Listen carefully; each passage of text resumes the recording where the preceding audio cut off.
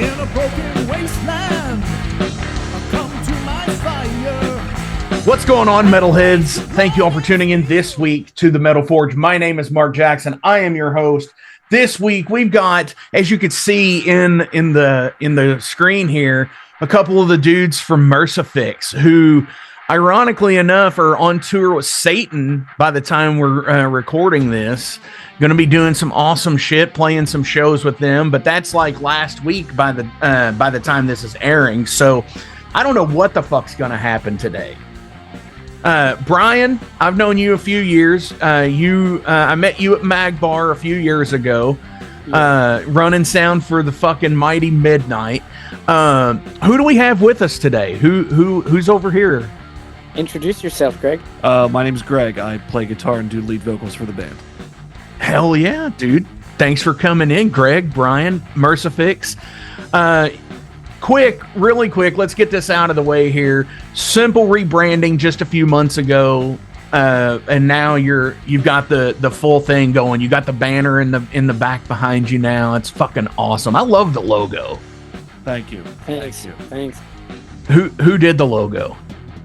The logo was actually done by Lauren Gornick. You can look her up on Instagram, Gornick Illustration. She Sure. does a lot of logos and album art designs and a lot of artwork in general for bands and specifically metal bands. She's really, really great.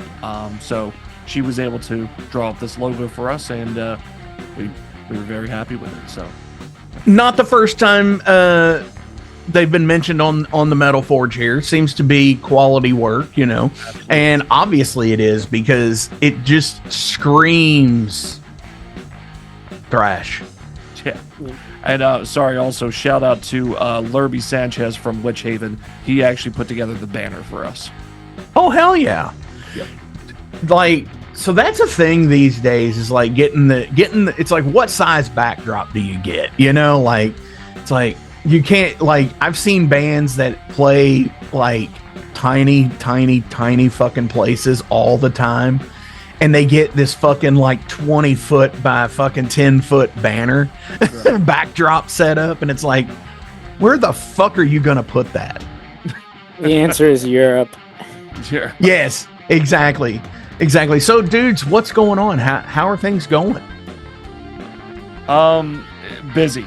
Really, really busy.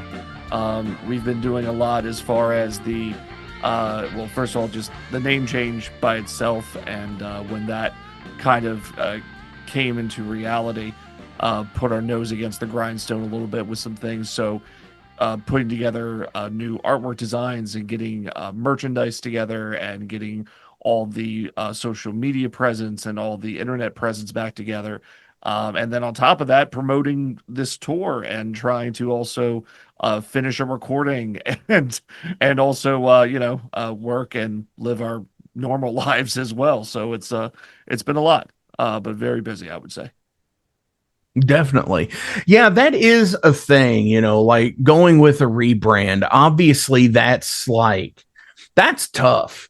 And regardless of how much time you had under one name versus switching to the new one, even still, because that's new social media handles. Hopefully, you know, in a best case scenario, you can always change the current one that you've got.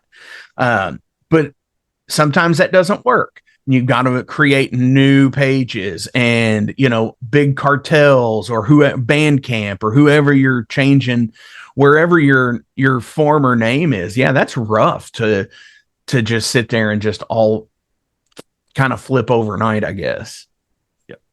Yeah. And I'm sure at some point there's the confusion that comes along too. It's like, I thought you were this, and that, I mean, does that still happen? Hopefully not now, because it's been a few months. I haven't had anything recently. I did have somebody ask if we still had any copies of our record under the old name. But other than that, I haven't really had anybody, talking to us about it. Everyone seems pretty aware. So yeah, so tell me, I know, Brian, like I said, you're pretty much a road dog. You've been on tour, you do sound, you do tech work, you do all kinds of stuff. I feel like I live on the road, and that's why this has been like a grind, because it's like a lot of this was even mixed on the road. Like Greg and I have just been kind of handling things like getting our ducks in the row and ready for this tour while I'm like still on tour in Europe. It's crazy. Sure. Yeah. I mean, honestly, that's what's pushed this back quite a bit because we were going to get together and do a traitor interview.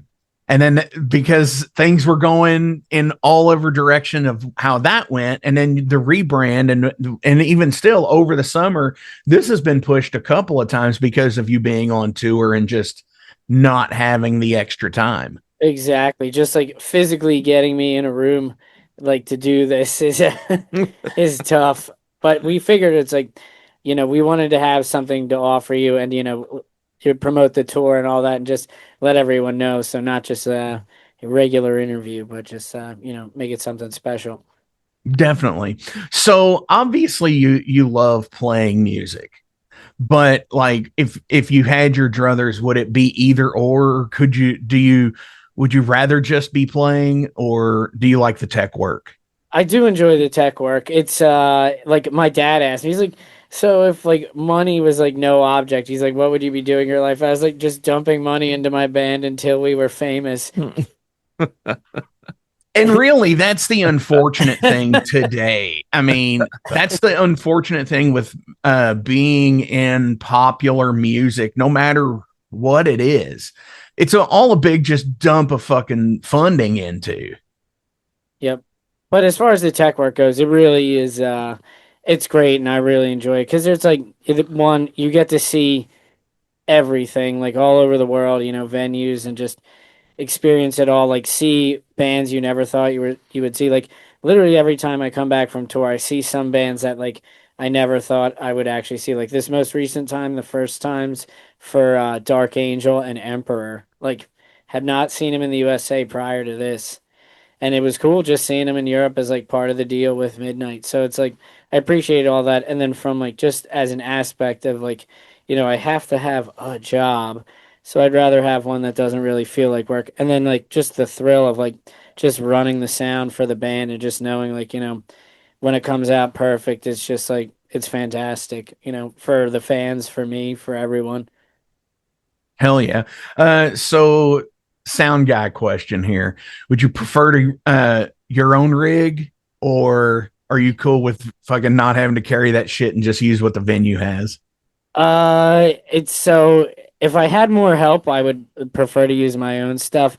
But it was like Magbar was a disaster. Like I feel bad talking shit on the venue, but it was like It's that home show. base, man. Come on. That show had no business being there. And literally, I went to, I'd been to Louisville before, and I want to say it was at this place called like the Diamond something. It was a huge Diamonds, place. yes. Yeah, it had like a dart room, a pool table room, and then like a giant, massive venue. And instead, we're in this bar that can barely hold 100 people, and it's just like nuts to butts, uncomfortable in there. It was what I call a mandatory mosh, where like there's no other option because it's just so packed.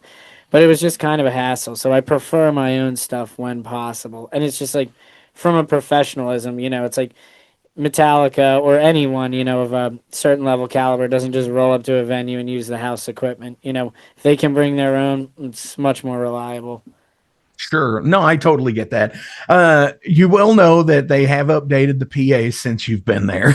I haven't. Hopefully I do want to play there. For Mercifix, I think Magbar would just be fine. But Well, we Midnight need to is make tough. that happen because we need to make that happen. Yeah. We'll Hopefully get fucking overload down with you all and everything else and just do it.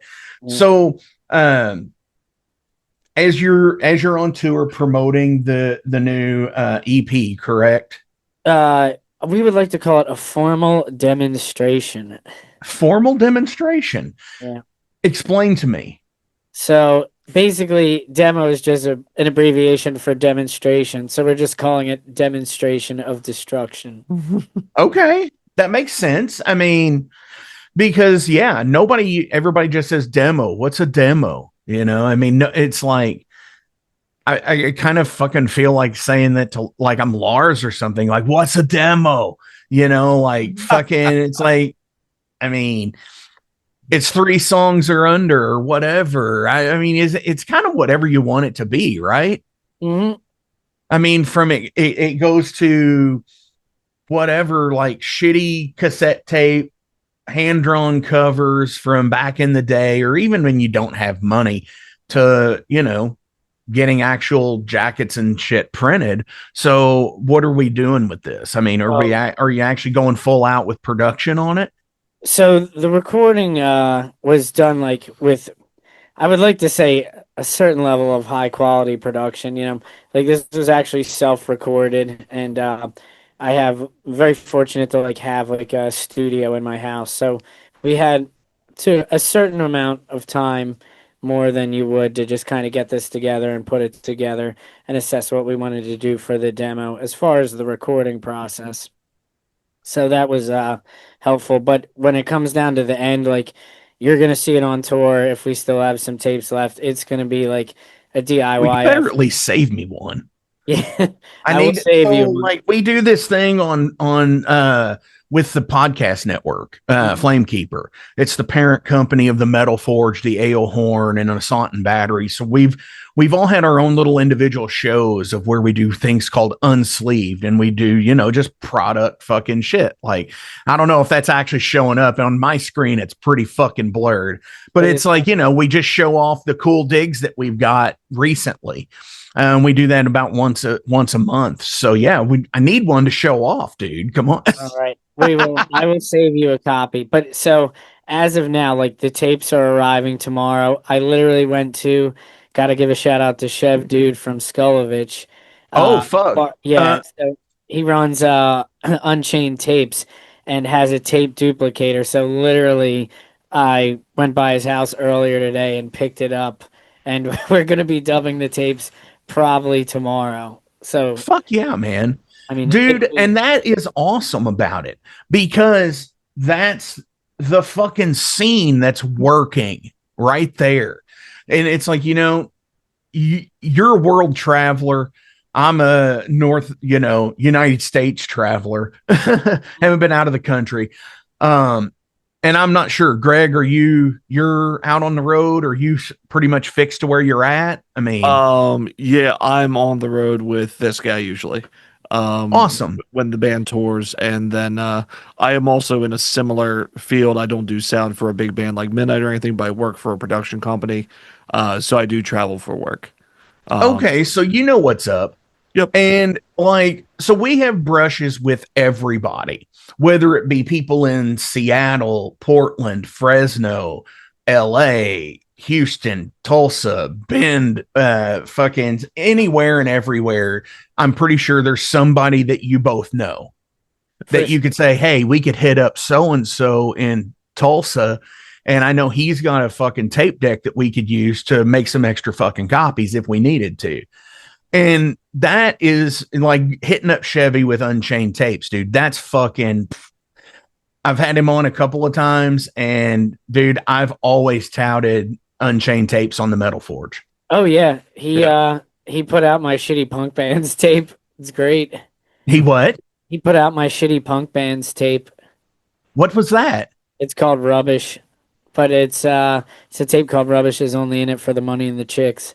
I don't have that one. He sent me, like, the last time I ordered some stuff from him, he sent me a couple of extra stuffs, some extra tapes, but that wasn't one of them. So I'll see if I can bring it with me on tour and give you a copy. oh hell yeah, dude. So like so like this is wild as shit because I want to do this is so fucking funny. Jason and I with Flamekeeper, we're putting together FKR. It's a bootleg tape label. Mm-hmm. But the problem is I don't have a line on a duplicator service. And I don't really want to go old school and just like daisy chain a bunch of fucking Pioneer tape decks together and do it. No, you don't want to do it that way. But like but the first release we were going to do was the Magbar show with Midnight. Oh, really? Yeah, I think I did record. Actually, I don't know if I recorded that one. That one was really chaotic. I recorded that one. I remember there being like all kinds of bass problems. Like it was. Yes, it there was a was hectic all night. kinds of fucking issues. But yeah, so like going and getting a duplicator like that's the way to go. So yeah, I mean, Philly's like very communal. We know a lot of the other bands around town. So just borrowing it from Chevy, and it's like the way I'm gonna do this. Like I have a plan, so it won't come out as shitty. Like as an audio person, and the end result as a fan. This is for the fans. I want you guys to have a good sounding cassette. So I'm gonna Well, yeah. run it through all my studio equipment into the duplicator. And then here's a pro tip for you. I've been told when you're actually doing the dubs, you only want to do like 5 copies off of one tape and then replace the master That actually does make sense because it's because a physical wear and tear thing. sure, yeah, because it's you know, that's a lot. That can kind of get time consuming. You're telling me we're having the Now, tape party tomorrow?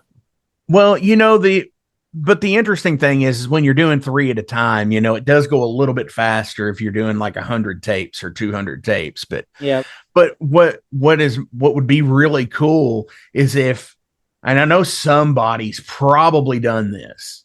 It's just not a mass marketed thing, but like I'm sure somebody has taken one of those three bangers and converted it to where you could plug in digitally and just run through the master head. So that's how I have it kind of set up, but it's only designed for like it's gonna cut right digitally to tape, like to cassette. That's how I'm gonna actually make the master. But really, I would say you would need kind of a time machine to acquire one of those. You could, but like you figure how hard it is just to find like a multi CD duplicator and like to go even further back a multi tape duplicator. But Oh Chevy yeah. does have Oh them. dude, we get multi CD DVD duplicators all the time down here on Marketplace. Like I'll see them, and now I'm talking about it standing next to my phone here. I'm going to open Marketplace and there's going to be an ass load of them showing up now. And it'll be like 10 and they're like $100 for Mhm. like a 10 drive deal. And it's like I've so wanted to pick them up. Yep. But They're just efficient. but it's almost as if it's like, is it really worth it to do it these days? Because with places like Kunaki and Disc Today, and where it's like $100 or $118 for 100 CDs. Yep. Yeah, that's the tape thing. It's just like pure DIY. Like we got to have something for tour, So we're just gonna Yeah, and you got but it's a thing too where doing a tape release for bands like yourself or mine is perfect because it's considered a collectible at this point because a lot of people buy them just to have them. Oh yeah, there's definitely the collectability and nostalgia factor in it.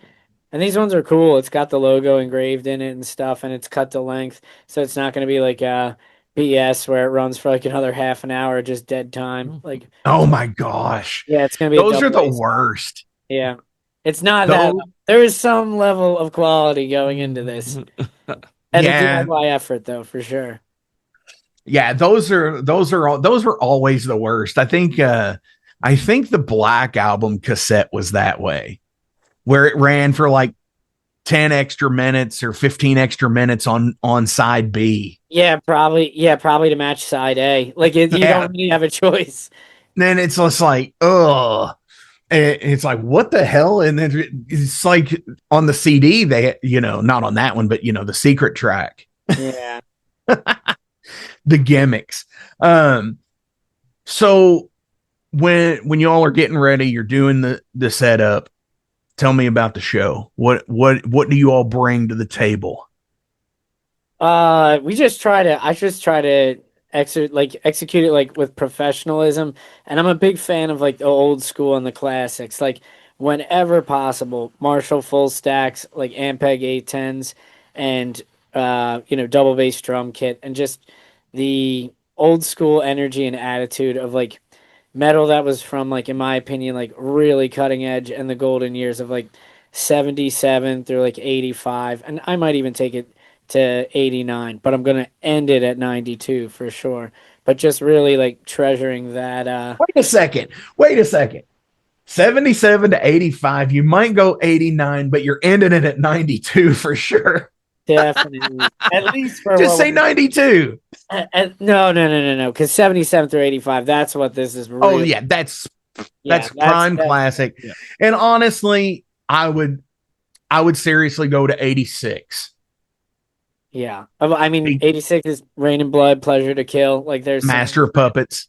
Yeah, real extreme stuff coming out at that. Yeah, time. so I mean, those are the albums that really put people on the map. For sure. Again, if you even just look at the Metallica metric, I mean, yeah, they were getting there with Ride the Lightning, but when Master came out, that was something completely different. They went on tour with Ozzy at that point. Yeah, the Ozzy was the kingmaker back then. Oh, dude, yeah. And I've said this many times before. So Live Aid in 1985, Black Sabbath reunited in Philadelphia for the first time. Dude, yes, in Philadelphia, like where we live. Yeah. And I've often said that I want to live in the timeline where that Black Sabbath that reunited stayed together. Oh, dude, for a while I had like a picture of Tony Iommi like with like his like ridiculous tassel jacket from that show on my phone. Yeah, with all the fucking crosses and shit. Exactly. Hell yeah, dude. It's great. It's so 80s. Do you rock anything like that on stage? No, I like to adhere to the uniform, and like I stress this with the guys. I'm like again on Metallica, I'm like, just look how cool they look just wearing all black, just like some sort of consistency. And then I have been known to adorn the bullet belt. Dude, hey, I've got mine hanging up on the guitar stand over here. Yep. I get it, man. I mean, look at me here. I totally get it. But so I've often thought that thrash metal falls into two camps. Which one are you? Boots or sneakers? Oh man, that's a hard press. I'm application specific. I'll put it that way. Well, now that crowds are just weak, they're not what they used to be. But I used to assess going to a show if I needed to wear boots for like getting my toes destroyed. But now in my older age, I'm definitely I think going to go sneakers. I'm wearing sneakers right now. Right. What about you, Greg? I'm more of a sneakers guy. Dude, I totally get it. I love a good set of boots. I really do. But I think but I don't know. It's just for playing on stage, it's just comfortable for me. That's all it is. You know what I mean? It's just more comfortable. And it works. And that's and that goes a long way. I mean, for the people that can do it, like for the show, the people that wear like the fucking platforms or fucking lifts or some shit. Oh, fuck. I wish I could. I'd probably fucking fall down because I move fucking a lot. I'm like all over the fucking place. Yeah. What's that? It's also like it's also with just I guess from my influences, like watching Iron Maiden as a kid. Like they wore sneakers. Just high top Nikes, you know what I mean? So that to me is like, that's kind of my influence from that as well, so I never saw a need to wear boots. I like them, but sneakers are cool. He did wear his work boots in the band photo though. Oh yeah. I had to. Oh no. It's okay. They're black and they're steel toes, so they worked just fine. And that's cool. I mean, as long as they're black, but if they're like the fucking Timberlands, fucking no.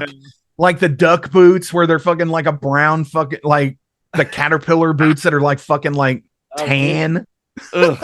I'm in the that's always the worst. I know all about that. Seeing a band picture where everybody's dressed in black shirts, black pants, and black shoes, and one fucking person's wearing like a fucking set of tan fucking like dress boots. It's great. Yeah. What's the craziest thing you've ever seen like that band photo wise? I know you've seen a fuck ton. Band photo wise? Oh, gotta be the Pro Fanatica album or the Pro Fanatica photo. I don't think I'm familiar with this. Hang on. they're just all naked in the woods, covered in blood. It's fucking ridiculous. Oh yeah, And yes, it's yes, probably yes. somewhere in North Jersey, which is even funnier to me. All right. So the tapes are coming. We're having a tape party tomorrow, or maybe last week sometime when We're in people a check time the warp show here. out. This is getting taped in advance, so Yeah. that's it. Yes. So the tape party will take place prior to being on tour, but No, see, I'm going to call it here, man. Like, no, like this is no matter when people listen to this, if this is 10 years from now, they're still having the tape party tomorrow. yeah, I mean, if you got the duplicate agree from with that. dude. Yeah, I mean, like it's 2035. They're fucking listening to this on fucking some laser fucking archive somewhere. Fucking it, or it's beamed right to their heads at this point. 10 years, it might happen. And yeah, y'all are going to be recording some more tapes tomorrow. Hell yeah. So what's on the tour? What are you most looking forward to? I'm sorry, say that again. So touring with Satan, Yes. what are you most looking forward to? I think for me personally, I'm looking forward to just hanging out with them.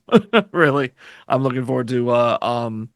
Brian has consistently said that Russ is like my English counterpart, and He is. and It's so funny. and I've seen that as well from the times that I've talked to Russ and hung out with Russ, and so I think actually having like a full, however many days to really get to know him and just hang out and have a couple beers or whatever it is that we do. I think that's going to be really fun. I think that's going to be a really good Should time. trade places one show. No. I mean, Russ can sing really well too. Yeah. Hell yeah. Brian, what about you? It again, seeing Satan every night is going to be great. Just I've toured with him before, but it's going to be like a lot of fun seeing those guys. But it's also nice just to be on the other side of the stage, if you will, actually performing. So just getting out there, and then we're really looking forward to just we're hopefully playing these Canadian shows and just really getting out there. It's going to be a couple first time cities for us. Technically, with this band, it's all first time cities. So Yeah. Sure. just looking to have a good time. And then at this point, because we're still in the future right now, Randy's Fest, we're going to play it.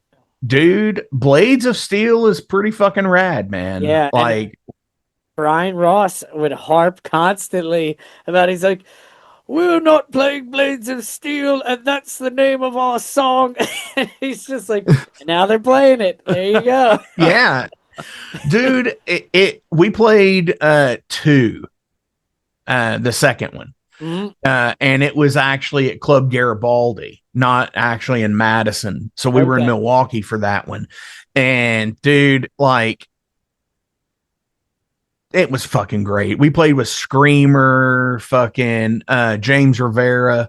So I mean, I've got the flyer on the wall over here still, but no, it's just a super chill time. Everybody's fucking like just having a good fucking time. So shout out to Randy as always. The legendary feud between him and Bob is great. Just watching that unfold on Facebook is so fun.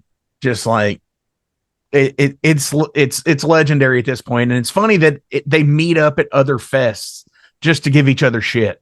Dude, my reply is always the same for that. It's just the Michael Jackson eating Tide Pods gift.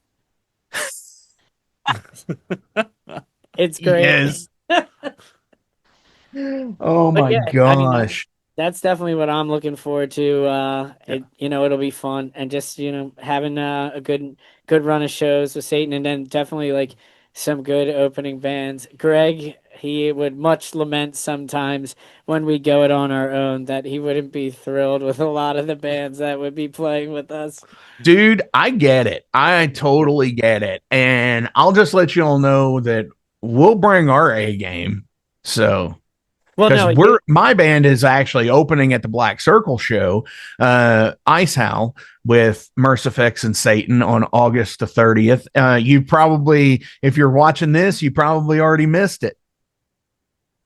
it's all right. We still But got you 6 probably- days left. 6 days. And we're making tapes tomorrow. Don't forget, tomorrow. Yeah, and they're making tapes tomorrow. So what else you got for going for the rest of the year? So we're hopefully gonna hit the road again this fall, and like if we do it right, we're gonna hopefully make it all the way down to Texas. So it's like I've done the map examination, and it looks like for us to get to Texas and back, we can do it in about 3 weeks. Hell yeah. Yeah, I'm a big fan of using the map when touring.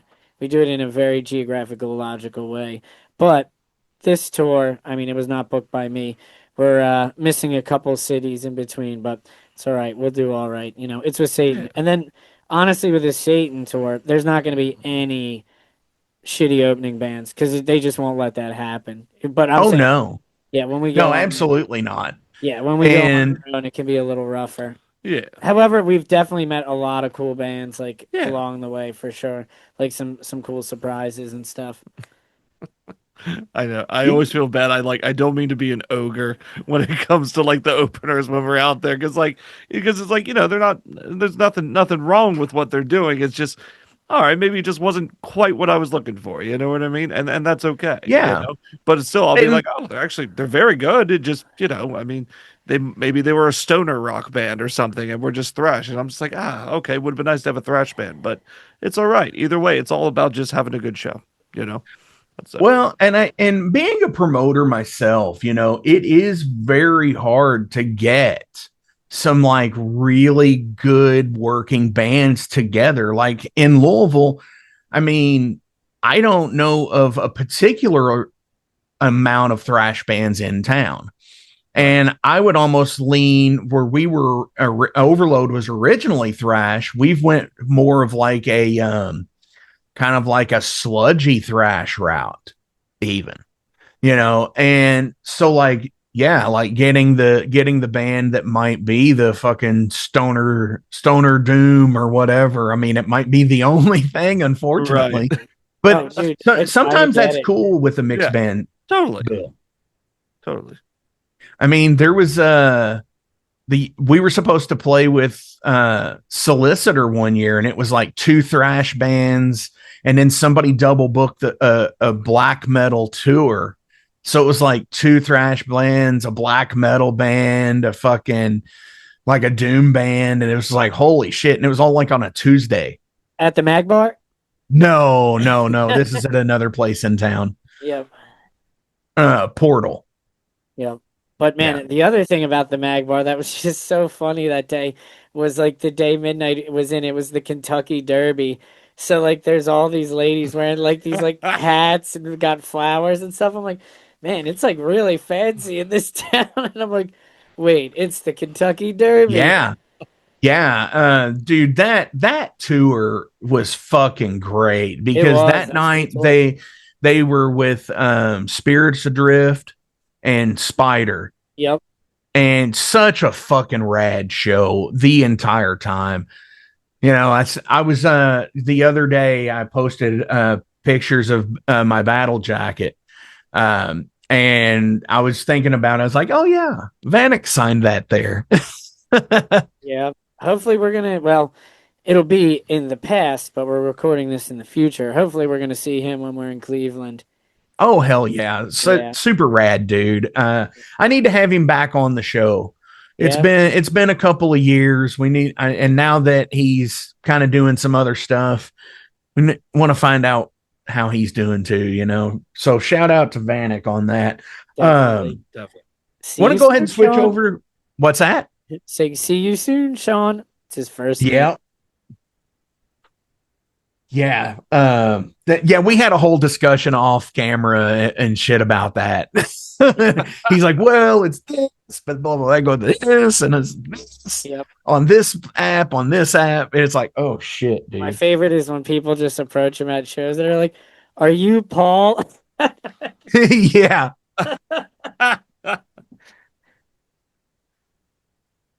and the spelling differences too. Yeah, it's spelled different too. It's EK, IK. It's like it's like yeah. So yeah, let's go ahead and switch over to Derailed here. Some random questions about you all as people. They range anything, not necessarily music related. It's just, some fun shit. What are you pretending not to know?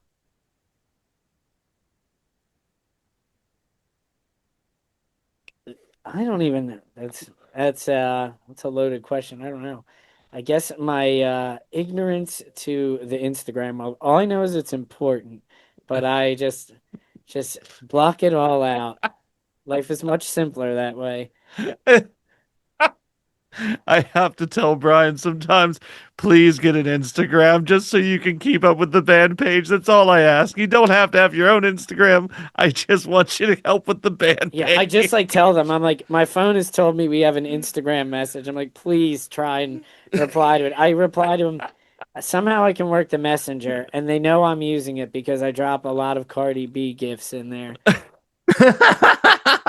That's how they know I'm Dude, replying it's to messages. really not bad. Like, once you learn how to navigate business suite, and I don't get excited for anything meta anymore because Got fuck Mark zucked. Zuckerberg. Fuck Mark Zuckerberg because I'm zucked and I'm fucking blacklisted and fucking shadow banned and all that shit. But fuck you, we're still rolling, motherfucker. You can shut Anyway, this I dude digress. They finally allowed to the scheduled posting of reels. And and I just did it earlier this week for the first time, and I'm just like, thank fucking God. I can fucking schedule this and I don't have to fucking remember to fucking take it from YouTube, post it on Facebook. I can just schedule them the same time. Nice. That's what's up. But yeah, that would be my answer. My ignorance to the social media. The ignorance to It's willful ignorance. Now you have deliberate ignorance. Oh, me? Yeah. Shoot, I guess deliberate ignorance. Sometimes I deliberately, I don't know. No, I don't know. No, never mind. I don't know. I'm not sure what I deliberately because here's the thing. I usually don't really have a lot of things there's a lot of things I don't know and that I don't end up doing, but because I don't take the time for it. Something I would deliberately not know. Is it something though that you could have done? Like you could have walked yourself through easily and you're just like, because I don't know, I fuck it. Because I think that would play into that. If it's something that you can look something, maybe if something you could like that. That's the way I think of that question. It's like something that I know I could probably do, but because I'm not officially trained on said task. Yeah, I gotcha.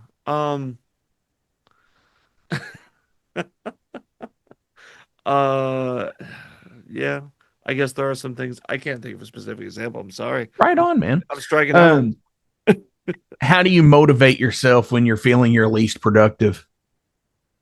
Do you mind if I start? Go ahead, Greg. To motivate myself when I'm feeling the least productive, I have to I remind myself to do just one thing at a time.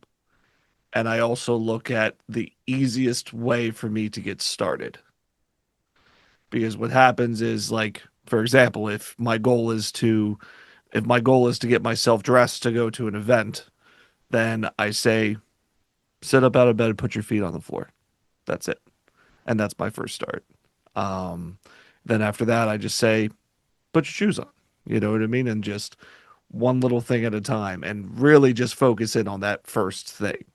And that helps me stay motivated. And as I keep accomplishing the little tiny things, even as small as just getting up and putting my feet on the floor, that motivates me to keep going. And then eventually I complete an entire task.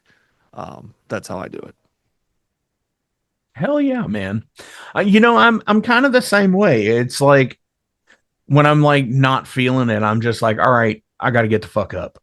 Then that's where I just draw it. And it's like, And it's like it flips that switch to, like you said, just put your feet on the floor.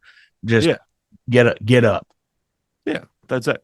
Because sometimes, First step. yeah, because sometimes, especially I know for myself, when I start thinking about like, oh, I have to go to this thing. Well, oh my gosh, what's it going to be like? How many people are going to be there? What are they going to be like? Like then I just start getting myself overwhelmed and nothing gets done. The social anxiety. Yeah. 100%. Build it up in your head. And honestly, that's a thing that I think a lot of older people in the scene deal with now, especially, just anything, fucking it's easier to watch Netflix or fucking Alien Earth on Hulu or some shit, Brian, what about you? I feel like you're like super productive because you do like you're on tour all the fucking time and like you've got to be productive. Exactly. I was gonna say I have no choice. Like it's just shit has to get done, and I'm working on like deadlines and timelines and just making stuff happen, and it's really just a mental checklist and just kind of doing it. And I mean, I just sleep a lot, so it's really like as long as I get enough sleep when I'm up, and I'm like getting the stuff done, And then like really like Greg, like especially with this band, it's like he and I just kind of, I mean, we've been doing it for a long time. We just work well together as a team and just like are handling different things, like especially for getting this tour ready. Like he would handle the merch, I would do the stage plots and tech advances.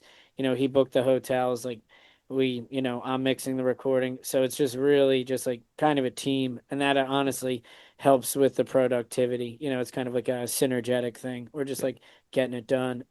Yeah. But literally, I guess the real answer is I don't have choice. And I just have to stay on. No, absolutely. Because like I said, you're working on deadlines and stuff like that, what it's in, and we'll ask this question in a minute too. It's like, Ian in This is Spinal Tap, where he's like, I'm locating fucking guitar strings and fucking. I gotta find mandolin strings in the middle of fucking nowhere in Texas.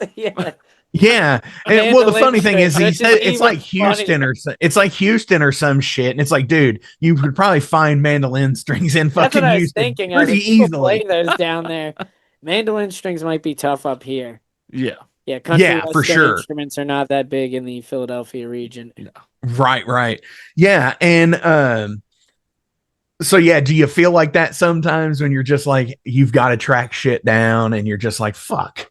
I guess really like what I guess drives me nuts is, and this is more a European problem because it's all flights a lot of the time, is they keep losing your luggage, or what's particularly annoying to me is the arbitrary enforcement of what they take and allow in security checkpoints and bags. I've had so much stuff taken at airports, not taken by the same thing at other airports, and it's just like such a hassle at this point. I've like at least 3 or 4 crescent wrenches have gone to various airport security. One time it was a knife. That was my fault. But, just that kind of stuff. It's just like, touring can be hard enough. And then they're like losing your shit on top of it. Like there's like the joke about midnight is like every time we get to Europe, the first thing we have to do is find a mall so they can buy stage clothes because their luggage is lost. Damn. Yeah, dude, that is like some of the worst shit ever. Fucking, and they'll put me on a no-fly list for this, I'm sure. But that is some of the worst fucking shit. When you go into an airport and you're going through security and you buy a Coke in the fuck and you don't even have it open and they want you to drink it or toss it. Yeah, exactly. I'm waiting to cross the airport that lets you take a drink past security. That's going to be the greatest airport ever. No shit. Well, they don't. They make you throw it out. But what I do find really funny is like in a lot of international airports, they have like little like smoking cubicles, and it's just like a big cloud, and there's just always like 10 people, and they're just smoking cigarettes like crazy. It's so funny. They got it in Vegas, but it's just like everywhere overseas. So I did want to ask, with you being on tour, you see so much fucking shit, and Greg, you as well, in being in doing stuff like that. Give me a Spinal Tap moment. You guys actually get that reference because, Absolutely. because of what it is. The kids today don't understand it. The 22-year-olds. Yeah, I feel like the Spinal Tap moments just happen all the time where it's just like, is this actual reality? But like that kind of stuff is like it happens more often than not. Like that I can't even think of it because it's like on top of just like being midnight sound guy and playing in this band and stuff, it's like I work full time in this business. Like I work as a professional sound guy and then as like a stagehand in the IOTC local union here. So it's like the Spinal Tap shit just happens like day in, day out. It's like it's hard for me to even pinpoint it at this point. Right on. Just touring is just so ridiculous. It's just like the amount of like, is this really happening type stuff. Personally, I like it when like I'll tell you when I like because I'm just a fan of a show. Like I like a good crash and burn. So it's like I like when venues are getting pissed off at bands and stuff like that, or bands are getting pissed off at bands. That I appreciate some entertainment at not my expense, but even at my expense, that kind of stuff. But when a show becomes a show. Yeah. I just totally got the Alfred thing here saying, you can't fix him. Some men just like to want to watch the world burn. Yeah. The drama between bands and venues and bands and bands and just any of that stuff. Yeah. Yeah. I like it when like the inflatables don't inflate or backdrops fall down. That kind of stuff happens on here's like actually I can think of one now at so it was in Portland, Oregon, and it was the leg 2 of the Midnight Headline Tour, and it was with Necrofire and Early Moods, and literally Midnight's intro is like already playing and the stage is blacked out and they're still pulling the Necrofire banner down. Like it doesn't. Oh shit! Yeah, and then actually on this most recent tour, they had like a video wall at this one festival, and they like couldn't get initially like the Midnight image like shining right, so it was not the full name spelled out. And I'm just telling the video guy, I'm like, look, if you can't get this right, I'm like, just turn it off. Yeah, I mean, dude, it's happens. like being like a production manager. Like being a fucking production manager of a band and you're fucking up there doing it, it pisses you off in the moment because it makes you feel like you look fucking stupid. Oh, dude, I do, and I mean, I'm grateful for Midnight not firing me and Exciter, but I've done like dumbass shit where it's like basically like I remember specifically one time I had an Exciter intro or outro like still muted, and I went to cue it up, and I'm like, oh, no sound, and then it's just all of a sudden like just explosion out of nowhere. I'm like, like you can't make this stuff up.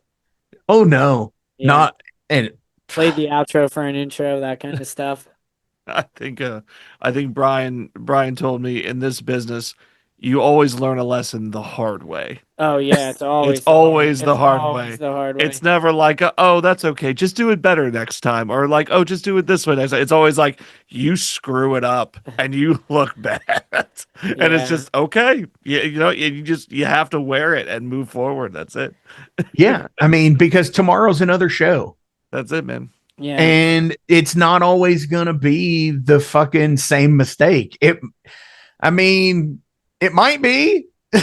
Yeah. And there's like other ones where I've just had that. It's like, so like working in the business, like on the back end side, when you're like working the show, the goal is not to be part of the show. But there's times where it's like basically like I knew it was going to happen. Like specifically one time doing sound for Wanda Sykes, like the comedian, and it was during COVID time, so I had to like literally go on stage and switch her mic out for her, like for her personal microphone.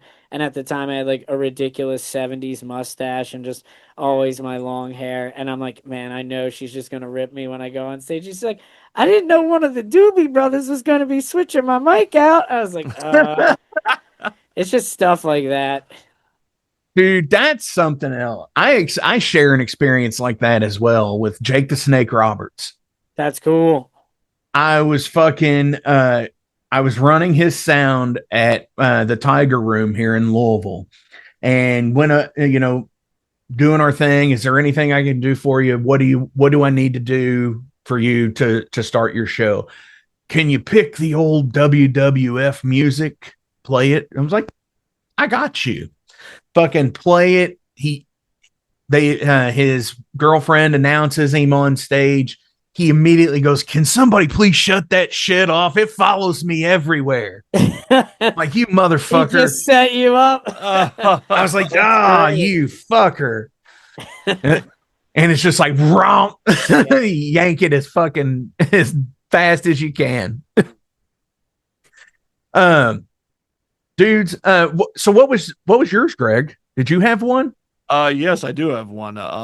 Or 5? I don't care. These are great stories. I have a couple. But I think this one was my favorite. It was the most. I think this was in the most character of the Spinal Tap sort of scenario. So, I remember I was in another group and I was playing bass for them, etc. Anyway, this company comes up to us and they talk to our management and they say, "Hey, we want to put you guys on a tour. We want to like video record this thing. It's going to be on a bus, and we want to like put this on like Roku TV and all this other thing." Anyway, it was supposed to be almost like a reality TV show kind of thing.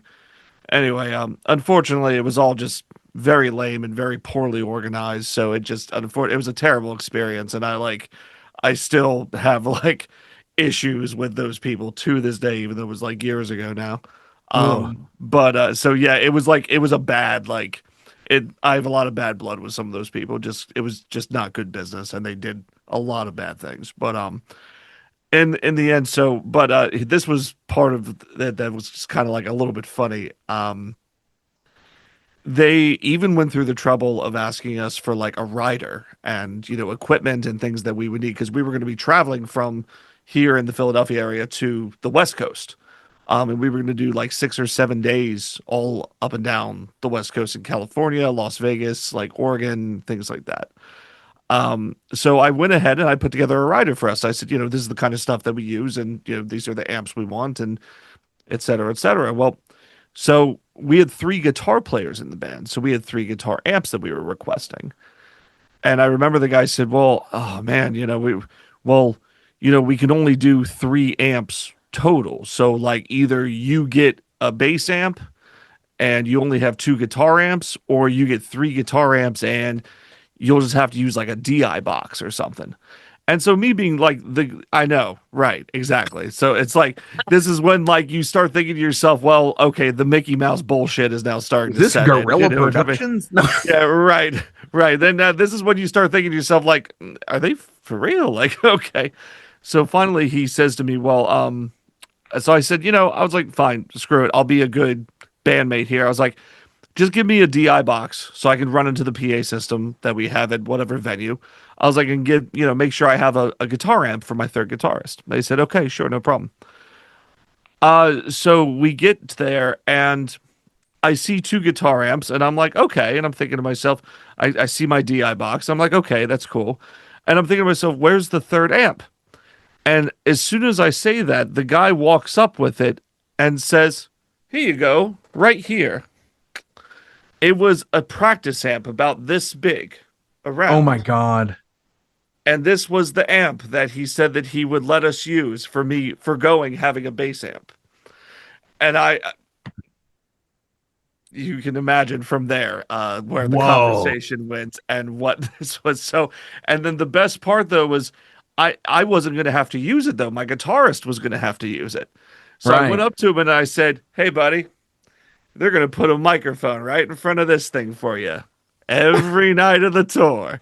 And just every single night I had to watch his face as he's using that thing and watching them mic it and watching him use it and just keep looking at it, looking at me angry, looking back at it, looking at me That's angry. Definitely like Stonehenge. Yeah, it was straight up Stonehenge, Spinal Tap, everything. And that was every single night I had to just look at his face every night. So that was the part that was funny, but unfortunately it was bad business all the way around. But that was the part. There's video of all this? Yes, and that's a whole other funny story. If you want me to get into that, tell you what's going on with that. Oh, sure. I mean, so is it not debuted anywhere? No, it's not. So it's been 4 years since we filmed that now, right? And what happens is this company wants to apparently keep. They are trying to get people to edit the footage so that they can put it out, right? Right. Well, they're trying to do everything low budget, and they're trying to not pay people for their work. Oh, So, shit. so basically, what happened was they tried to get one guy to edit the footage, and finally he just said, "Well, I'm not editing anymore until you give me more money." And they said, "Okay, well, we'll take what you've done and give it to somebody else then." Oh my god. So then Jesus so they go to this next guy, and this guy's company did about $20,000 worth of film edits for them, and they paid them about $4,000, and they wanted the footage back. And they said, "Absolutely not. You're not getting the footage back. And like until you give us another, whatever it was, 16 grand or whatever they owed." And so what happens is now this literally almost turned into this guy, one of the guy who wanted to get the footage back for the company. He knew the guy who was doing the editing, and it turned into a thing where he was threatening to come to his house, and Oh, he was gonna shit. beat him up, and he was going to come out like, oh yeah, it got totally crazy. And so this is what and you can see this is the kind of stuff that was just perpetually going on during this entire process. And now I'm just like, why did I get involved in this effort to begin with? You know what it So- sounds like? But I check in every now and again with people that are in the know, just so I can be like, any news yet? And they're just like, oh yeah, this is going on. I'm like, okay, gotcha. That's insanity. Yeah. It honestly sounds to me like they're fucking former government employees trying to scam everybody. Eh, You know what I'm saying? Like they learned how to scam people, then they lost their job somehow, and now they're trying to apply that same scam to, the editors and the band and everything else. It's trying to, like I said a minute ago, was this Guerrilla Productions? If you remember those fucking dudes, like the pay to play fucking people. Oh, these people definitely like that though. 100%. That's terrible shit. Oh yeah. No, we Dudes, Go ahead. I've got one more question, but before we get to it, as always, links they're listed below. So please give likes, shares, follows. Go do all the things and all the stuff.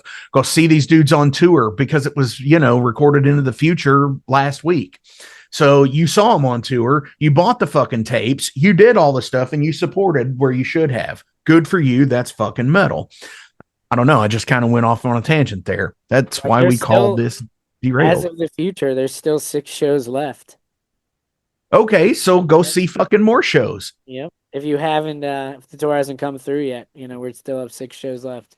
Mhm. Hell yeah. Dudes, do y'all have any shout outs or anything else you'd like to promote today? Well, shout out to the guys in Satan, shout out to Jarvis, and shout out to Heavy Talent for the opportunity and putting together this tour with us. That sounds proper to me. Yep. And then, Greg, you want to plug the Bandcamp link? Yes. So Bandcamp, you'll find us at Mercifix. That's MERCIFIX.bandcamp.com for all your merchandise needs. We will have shirts, we will have patches, we will have stickers, and we will have a tape ready for you guys. And then everything else, look up Instagram's just at Mercifix. We are one of one. And then the Facebook is going to be facebook.com/Mercifix2025. Then 2 more. Want to shout out Randy at Blades of Steel for getting us on the fest. We also want to refer to that as the Philadelphia takeover of the fest, because that day also Breaker and Crip Sermon are playing that day as well. So Fuck yes. 3 Philly bands on that day. And then got to give a shout out to you, Mark, for hosting us. Thanks. Absolutely. Shout out to Forge Mark. Radio. Any fucking time, dude. Like fucking Been a long time coming. It has been because, just like I said, fucking meeting you a few years ago at the midnight show during it was Oaks Day is what it was. It was the Friday of the Kentucky Oaks, which is the mayor race on Friday. And then the Derby's the Saturday. But just a fucking blast of a show coming up and talking with Midnight and everything up in the green room at the Mag Bar. And we, just kind of fucking been bullshitting each other ever since, which is totally fucking rad. And then, dude, I've actually got it right in here. Let me shit. Fuck it. Here they are. My pick box is what this is. Oh, do you have a And Vanek one in there? I don't have a Vanek one in there, but I do have the DD pick that you gave to me in Oh, here. yeah, that's right. Yeah, that's right. And Yeah. it was awesome to get a DD pick when he was not on tour with the band. That's true. Yeah, because I still had all his picks with me because Yeah, dude. he came back later in the tour to do the end of it. Yeah. Yeah, but at my particular show, and dude, that was a rad fucking show. That was a Dude, rad tour. King Diamond loved that theater. That theater is beautiful, man. It is. Like, so I've toured with King Diamond and Merciful Fate. King Diamond like prefers a proper theater and Merciful Fate over a regular like Live Nation type venue anytime. He just feels like it adds to the performance. Just It having does. like it's like a And true theatrical experience. no, and I'm totally down with that. And you know, the cool thing is like I was just going through this with some other bands, and it's just like, you know, we talk about being, you know, in production and shit like that, you know, where you're old school, you like to see the amps on stage and all that stuff. Yep. Me, I like to not see that stuff and put out a show like, you know, columns and, you know, and Backdrops and in the stuff. very and backdrops and stuff, very much to the degree of like it's so wild to see King and Merciful Fate, their respective shows, but it's just scaffolding. It's the steps. King loves the steps. My nickname for King Diamond is the Stairmaster. Dude, I mean, totally. I But mean, I mean, from like a production end, I'm sure he owns those things, and it's like they're gonna use them like as needed. Because it's like I want to say even like the first time I saw King in 2015 when he came back, that they had some of that. But it's a very elaborate stage setup, like from like working backstage, like. There's like quick changes. There's all kinds of stuff like that. They also do like banner switches, which actually I'm a huge fan of. An oldie but a goodie is a mid-show banner switch, and I love a kabuki reveal drop. And actually, when it spinal taps, when it doesn't drop right, and then they're like just yanking it, yanking it, yanking it, and only half the band showing. I've, yes. I have seen it, man. I have seen it, but that a good old banner switch. But I mean, I get the theatrical thing, but it's just like I guess one of my favorite album covers of all time is like Exciter's Heavy Metal Maniac, and it's just like the arm with the tattoo and the stiletto just cutting a Marshall open and it's bleeding. Like I'm Yeah. just a fan of like, you know, the old school attitude of metal. And dude, so you worked with Midnight on the Merciful Fate tour. Yeah, absolutely. Okay, Yeah. so dude, like even then, like with Merciful Fate's deal, like the way the stage setup looked all fucking marble. Yeah. Dude, that was awesome. Fucking even like the backlighting of the actual backdrops that are the drapes where they would have the fucking logos on them and shit, Oh but yeah. you wouldn't see them unless they were lit up perfect. And Yeah. it's The dude, that production shit was is so top fucking notch. rad. Yeah. So I like when it comes to that, like, yeah, I'm total fucking stage show fucking I kind of agree with Lemmy. Any five dudes can get on a stage and play a show. Bringing an actual experience to somebody is something different. Yeah, for sure. And that's why like Midnight has you know, taken off the way they have because it's a show, man. They bring it every time. Oh, absolutely. No, totally. So my final question of the day is, what advice would you give yourself 3 years ago? 3 years ago. I can start if you want me to. Yeah, go with that one, Greg. I would tell myself, um, stop listening to everybody else and go with your gut. That's what I would give myself because, you know, some people need a little guidance every now and again. That's true, and that's okay. But if talking to myself 3 years ago, I would have said, stop listening to everybody, go with your gut, and do what you need to do. Yeah, that's what I would do. Hell yeah.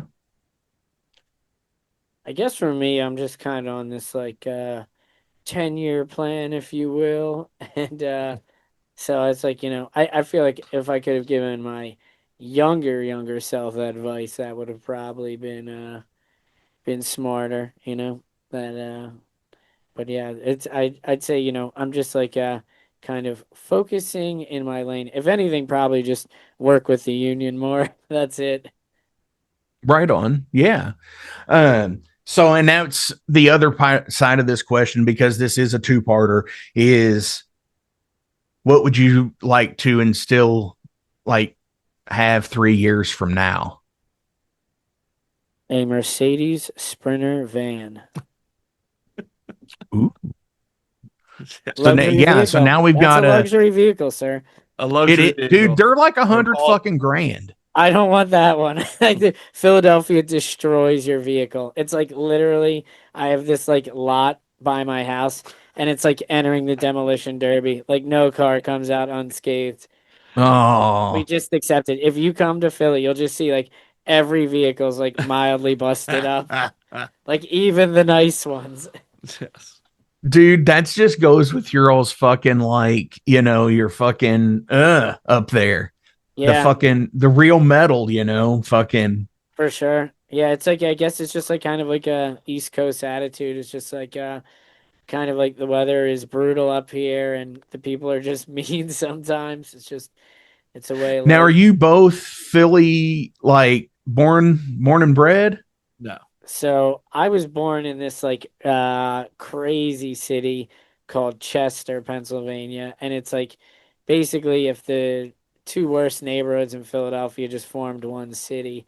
But that's not where I grew up. I grew up in the immediate suburbs outside in a section of Upper Darby called Drexel Hill, but it's like some of the lineage of where I'm from is like Todd Rundgren's from there. And Oh, so it's cool. yeah, Jeff LeBar, the late Jeff LeBar from Cinderella. It's also from where I grew up. But yeah, I just moved to Philly when I was 18 and I'm 37 now, so I've been here more than half my life and it's just I'm just accustomed to it. As Overkill said, I was hypnotized by those city lights. Just growing up. Definitely, dude. But I like to say Greg, he's he's an honorary Philadelphia because he's here 5 to 6 days a week. But I will say he's officially legit when he stops using his GPS to get around everywhere in Philly. And mind you, he's been coming to Philly all the time for 10 years. Yes. Damn. So Yeah. you're coming in from the Uh, suburbs then. so I Describe your city, Greg. I'm in I was born and raised in a bum ass city called Wilmington, Delaware. Wilmington, or some people call it has a lot of nicknames. One of them is a Kilmington, Delaware. Killington, Oh, Delaware. That's another one. Born and raised in Wilmington, Delaware. And I have been coming up to Philly for the band for the last 10 years plus. And 2 years ago, started actually working in the city and still doing the band in the city. So I'm up in the city 5 to what feels like sometimes 7 days a week. Yeah. And like Brian was saying, I can actually get around most of the city without my GPS now. So I am an honorary Philadelphian. fuck yeah. So what? I mean, family back in. Yeah. Okay, So there I was get that. a lot over the years. There's been a lot of changes, a lot of different things. I actually did rent a room in Brian's first house in Philly, back on Siegel Street. I did rent a room for just a little bit. But it's always been either like I owned a business in Delaware for a little while, so that kept me from actually moving to Philly. I had different jobs in Delaware and also family in Delaware at the time. And I was living on my own until 2020. But then, my mom lost her job, brother lost his job. Now, brother went to rehab, and now my father's ill. So I'm actually staying home to help out my father. Dude, I totally get that, man. Yeah. Gotta, I mean, gotta help them out, as much as you can, especially if you're in a good relationship with them. Yeah, totally. So fuck yeah, dudes. Brian, Greg, fucking, I don't know. Thank you guys. I look so forward to actually seeing you all here at Black Circle next Saturday. Yeah, we'll see you in a week. Can't wait to see you too. Yeah, and then I mean, it's going to be a blast. Are you coming to Blades of Steel as well? No. Well, I know it's kind of far from you. Yeah. It's 8 so Milwaukee's 8 hours from me. And that's another 2 past, right? To get to Madison. It's more like central, so it's probably about the same. Okay. But yeah, dude, I wish I could. I've got to work that same day too. So we all have jobs, I guess. I'm 2 hours from Indy, so yeah, that's much more convenient. Yeah, because I know, like, just from traveling, like Louisville can, like, and you're real close to Ohio too, right? So I like to call this like it's like the circle of hell because it's Louisville, but 2 hours west is Evansville. 4 hours west is St. Louis. 5 hours northwest is Chicago. 2 hours north is Indy. 6 hours north is Detroit. And 5 hours is Cleveland. 3 hours is Columbus, Dayton, and 2 hours is Cincinnati. And 3 hours south is Nashville. So that is like a pretty centrally located for driving. Yeah. But everybody hits around us. Oh, dude, I mean, I have a joke that with Amos from Rippin' Productions. Oh, sure. Yeah, I call it the Philly skip. And anytime he books a tour, there's no Philly show, I just immediately reply, Philly skip detected. Yeah, but it's like, with us, it's kind of, I guess if Philly is skipped, we have the convenience of, like, we're under 2.5 hours from New York, like, if traffic is cooperating. And then, like, Baltimore and DC are inside of 2 hours. So it's like, we're very spoiled. Like, when people drive like 4 or 5 hours to do a show, I'm like, man, that is like some serious commitment. Like, in Philly, especially with like the scenesters and stuff, it's just like you can barely get them to leave a show to like come to a show in their own city, like a show that is under 20 minutes away from them, that kind of thing. Sure. We're a little spoiled like that. And the good thing about Louisville is there's traffic, but like it's such different traffic than what you all are accustomed to. Yeah, it's our city's like over 300 years old, so like all the roads are tiny, and getting cars down them was like totally an afterthought. Yeah, absolutely. That's why all our cars are damaged. Right. You'll see my van. It's not just because people be in dick bags. It's like literally not. I feel normal people do it too. But like here, like where I am, I'm just inside Indiana. I'm like from like Magbar, I'm like 7 or 8 minutes from where I live. And it's all highway for the most part until I get to downtown, and I'm like, or Old Louisville. And then I'm just like right there. Same place, same thing for the fucking Palace where you were. I'm like 10 minutes from it. Man, and yeah, so it's like I totally get the travel deal. And did you ever think King Diamond was going to come to Louisville? So he actually came in 2019 the first time. Oh, really? Okay. Yeah. And then when they did the Merciful Fate reunion, we were hoping we were going to get it in Louisville. But no way. It was only 14 shows. So it was so when they announced that, and I was I was talking about it, and I was like, dude, they've got to go to Cincinnati at least. Yeah, I went to and they did. And I mean, because it was like the only Ohio show. It was, correct. And it was just like, I kind of figured that, they knew they were taking midnight. So it was almost as if they, it was cool that they did an Ohio show. For sure. Because, fucking Ohio metal's some pretty fucking badass shit too. It's great. It honestly, like, at least, I mean, sometimes we've had some rough shows in Ohio, but it's the scene there is great. Like honestly, it's like very organic, and the metal that comes out of there is awesome. Well, I mean, the cool thing is it's like most of Ohio like turns out, for other Ohio, it seems like, because Cincinnati, Dayton, Columbus, Cleveland, you've got all those cool fucking like those cities, and it's they're like, all really close, relatively speaking. yeah, and they're all like really cool. They all have their own like distinct bands that come from them, Yeah. and don't forget Ripper and Akron. Yes.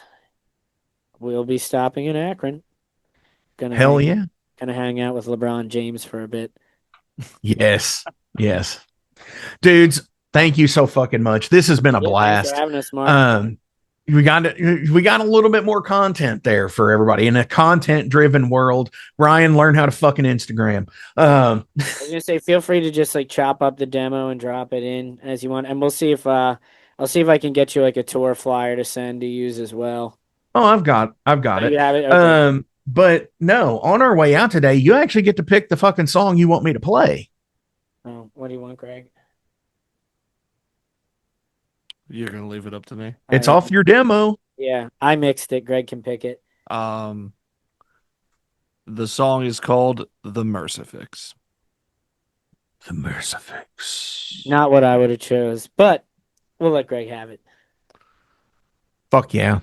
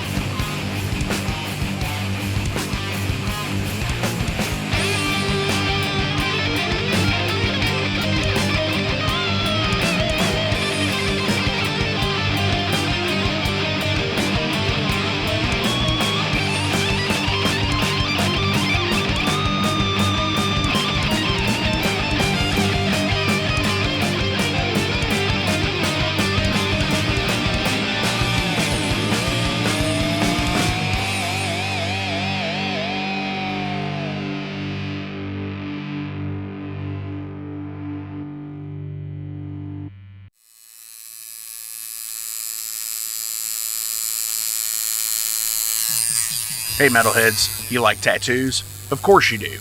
If you're in the Louisville, Kentucky area, come on over the bridge to Clarksville, Indiana, and get you some ink done at Ageless Art.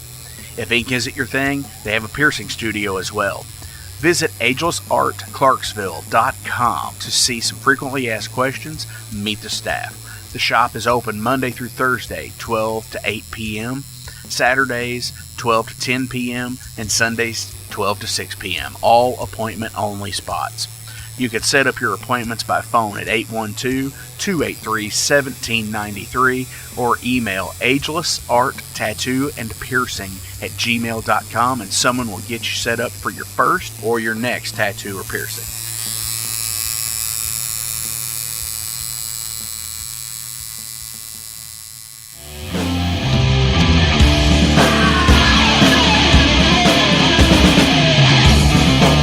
Hey metalheads, after going to a rager, what's your ultimate go-to? Mine is totally pizza. So when Overload is playing, or I'm promoting the Metal Forge live showcases, or the big goddamn metal show, I go to Pizza Donisi. Pizza Donisi is gourmet artisan pizza from right here in Louisville, Kentucky. It features things like the pizza of the month, the sandwiches, and also vegetarian and vegan options, which is so totally fucking cool for all of it's awesome pizza. You definitely want to go. Hey, and also from time to time they do cannolis. Oh, so fucking good. You know what they said, man?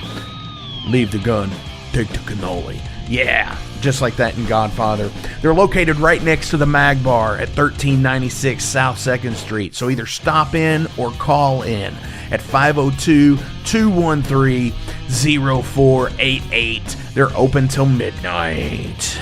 The witching hour.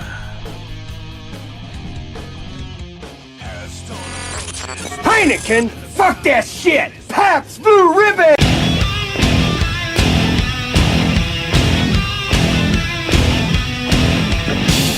Hey metalheads, you all hear me talk about Mag Bar all the time. It is the home to the Metal Forge live showcases and is an integral stop in the ultimate underground metal tour schedule. They obviously feature live music, but the Mag Bar also has daily specials like Pint and Slice Night on Tuesdays with Pizza Donisi. But they also do Bring Your Own Vinyl on Thursdays with DJ Kent Jackson, and Finer Things Sundays. Located right next to Pizza Donisi at 1398 South 2nd Street, open 3 p.m. to 4 a.m. 7 days a week. Get your asses out to the Mag Bar. Rock out.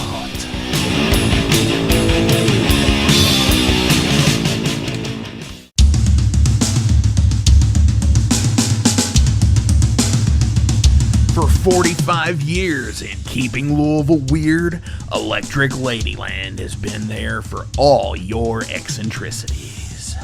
While they do offer the best smoking supplies out on the market today, there's a whole lot more to check out. From ashtrays and blacklight posters, to records, incense and burners, and items to stock your metaphysical supply.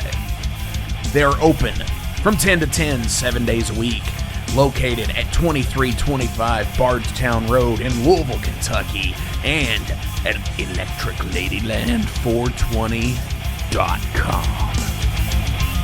Roll out.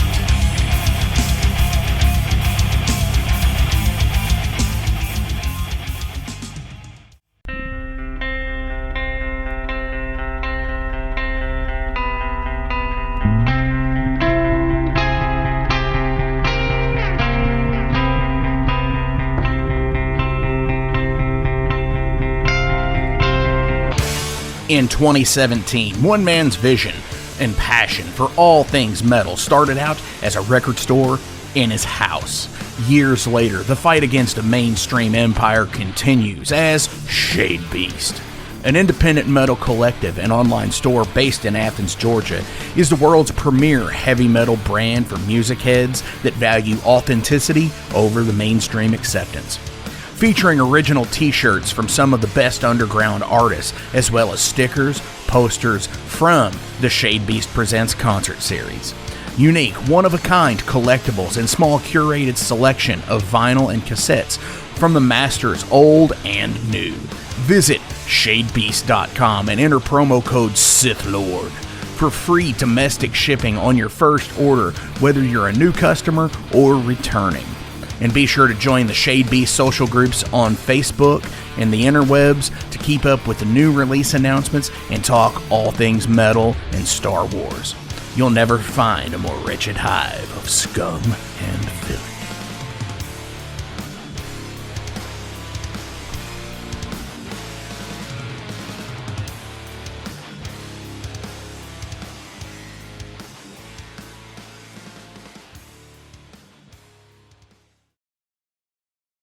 Welcome to the night. You think you know Night Demon? Then the Night Demon Heavy Metal Podcast is for you. Step into the darkness as we peel back the curtain to give you an unprecedented, all-access look into the mind and the heart of the demon. We're talking band history, song analysis, studio anecdotes, stories from the road. It's everything a diehard Night Demon fan could want and more. This is the only place to learn the inside scoop, the deep dive trivia, the untold tales from the band members themselves and those closest to the Night Demon story. Need more? The Sacred Night Demon Crypt will be pried open to reveal demo recordings that have never before seen the light of day, all with in-depth commentary by the band and the people who were there for the writing and recording process. This is a gold mine, a treasure trove of all things Night Demon. Head over to nightdemon.net or wherever you listen to podcasts.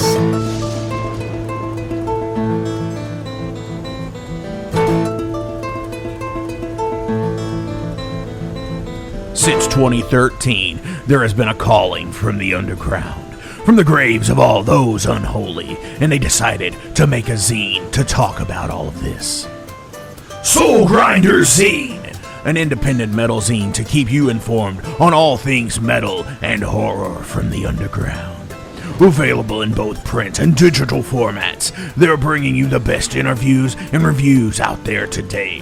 Not only do they do the zine, but they also do compilation CDs. Check them out at facebook.com/soulgrinder.zine and start your subscription now.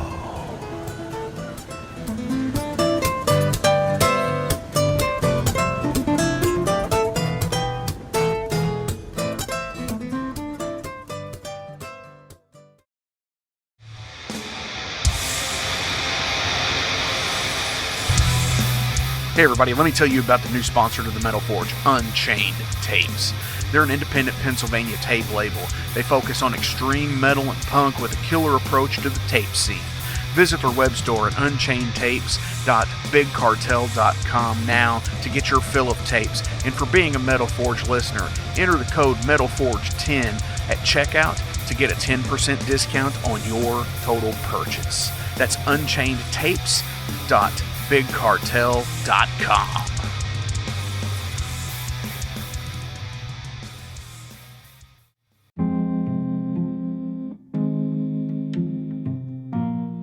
What's up, Metal Forge fans? This is Alan Bishop, the alchemist of Indiana's Black Forest and head distiller at Spirits of French Lick. Do you find yourself drawn to the unexplained, fascinated by the Fortean, or enchanted by the paranormal? If the things that go bump in the night resonate in your mind, then tune into my brand new podcast, If You Have Ghosts, You Have Everything.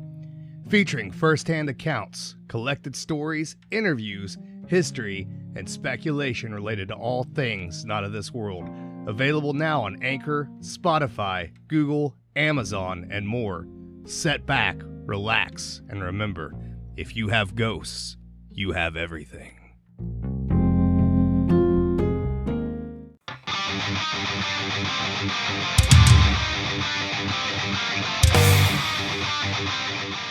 Hey, let me tell you guys about Mercenary Press. They're an independent London label and distributor of all things metal. Mercenary Press delivers the goods from their own independent zine. Trust me, you're going to want to get in on that. To distributing various bands from all over the world, including Cramp from Spain and Sadistic Force from Texas. Visit mercenarypress.bigcartel.com to find out what all they have in stock and what you can order. And for Metal Forge listeners, enter code METALFORGE10 to receive a discount on your total purchase at mercenarypress.bigcartel.com. Check it out now.